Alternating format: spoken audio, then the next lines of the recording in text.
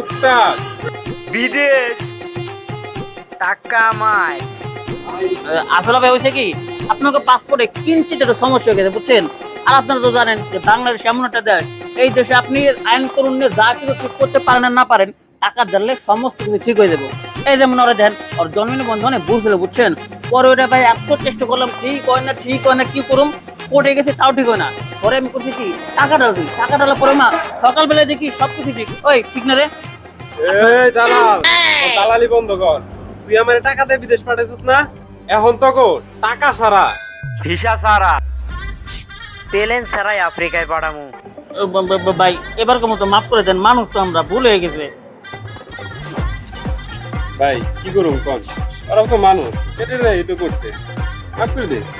আচ্ছা ঠিক আছে, যা, মাফ করে দে।